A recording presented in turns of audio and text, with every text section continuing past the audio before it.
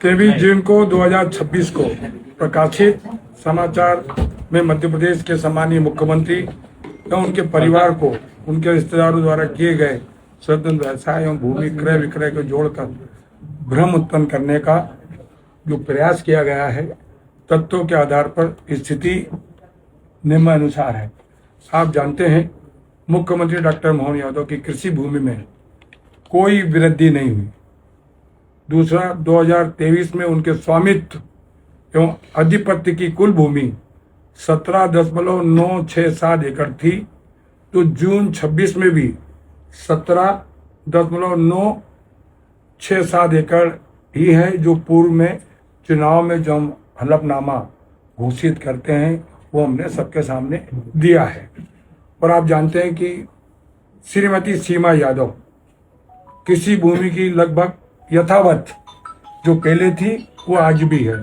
2023 में उनके पास 12.287 एकड़ भूमि थी, जो 2026 में भी 12.29 एकड़ है। अधिकांश भूमि डॉक्टर मोहन यादव जी के मुख्यमंत्री बनने के वर्ष के पहले 2008 से लेकर 2019 के बीच खरीदी गई भूमि थी। अब आप जानते हैं, सिद्धि विनायक देवकॉम प्राइवेट लिमिटेड के संबंध में भ्रामक प्रस्तुति की गई। एक यह कंपनी 2008 में कृषि कार्यों के लिए स्थापित हुई थी। डॉक्टर मोहन यादव एवं श्रीमती सीमा यादव वर्ष 2017 में इसके निदेशक पद से अलग हो चुके थे तथा मार्च 2026 में भी अपने सभी शेयर भी त्याग कर चुके हैं। कंपनी के पास नवंबर 2023 में 68.43 एकड़ भूमि थी, जो जून 2026 में घटकर 65.69 एकड़ भूमि रह गई है। आप जानते हैं, पुत्र वैभव यादव द्वारा खरीदी गई भूमि मुख्यमंत्री बनने से पहले की खरीदी गई थी। ये स्पष्ट कर रहा हूं मैं। ग्राम सावरखेड़ी में 2019 में मार्च 2023 के बीच 16.38 एकड़ भूमि कृषि का क्रय किया गया था। यह खरीदी मुख्यमंत्री पद ग्रहण करने तथा उज्जैन के मास्टर प्लान 2035 लागू होने के पहले की गई थी। पुत्रवधि वधु श्रीमती शालिनी यादव द्वारा खरीदी गई भूमि मास्टर प्लान क्षेत्र के बाहर की कृषि भूमि है। 2025 में ग्राम गेगाखेड़ी में खरीदी गई लगभग 10 एकड़ भूमि कृषि भूमि है तथा विकसित या व्यावसायिक क्षेत्र में वो नहीं आती है।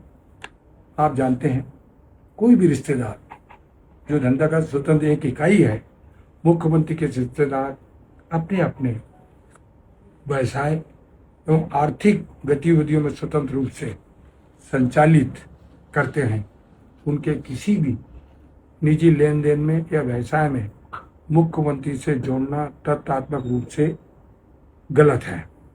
आप जानते हैं कि उज्जैन का मास्टर प्लान 2035 मुख्यमंत्री बनने के पहले लागू हो चुका है।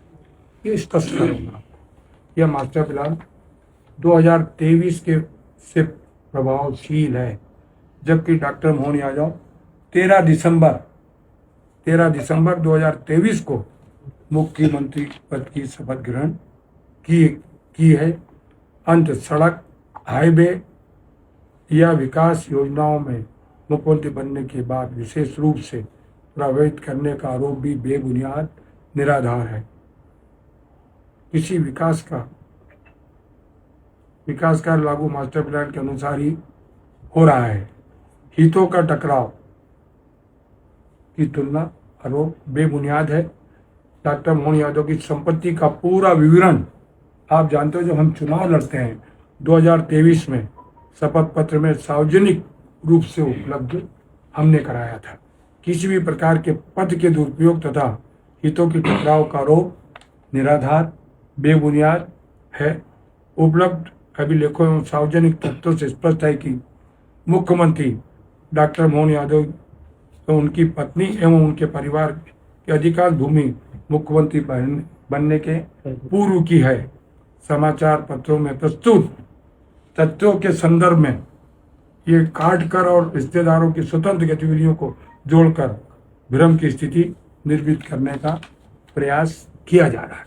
मंत्री जी, आपको क्या लगता है इसके पीछे कोई है क्या? जिस तरीके से पूरी खबरें आई, कांग्रेस आरोप लगा रही है लगातार, कांग्रेस ने तो प्रेस कॉन्फ्रेंस की ये है। आरोप मैंने कहा निराधार, क्योंकि कांग्रेस अब किस प्रकार के भ्रम और झूठ फैलाने का प्रयास ये कांग्रेस कर रही है। इसकी जांच होनी चाहिए। आपको लगता है जिस तरीके का नैरेटिव सेट किया गया, आपको लग रहा है क्या पूरे मामले में जांच होनी है? जो इसके पीछे है, क्या वो चेहरे सामने आ पाएंगे, आपको लगता है? अभी हम आज इस पे बात करें, ये तथ्य बाद की बात है।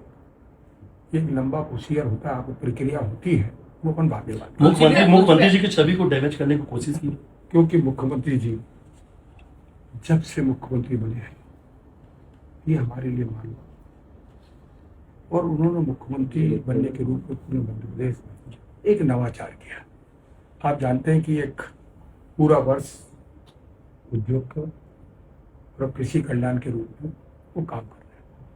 उनकी लोकप्रियता से डर कर कांग्रेस एक भ्रमित प्रचार कर रही है। जीतू पटवारी को लेकर लगातार बयानबाजी जो है वो कर रहे थे मुख्यमंत्री जी, लगातार मंच से भी करे, तो क्या उसके क्या जीतू पटवारी को लेकर लगातार मुख्यमंत्री जी जो बयान दे रहे थे, क्या अपन इस पे बात करेंगे?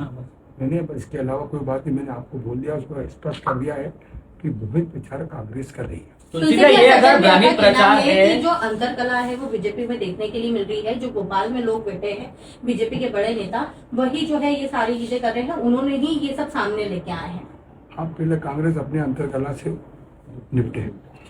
तुलसी भाई, अगर आप बोल रहे हैं कि ये भ्रम फैलाया जा रहा है, तो क्या भारतीय जनता पार्टी, क्योंकि कल प्रदेश अध्यक्ष जी ने भी बयान दिया, आज आप भी आए हैं, क्या इसको लेकर क्या भारतीय जनता पार्टी कोई कोर्ट में जाएगी या इसको चैलेंज करेगी पुलिस में?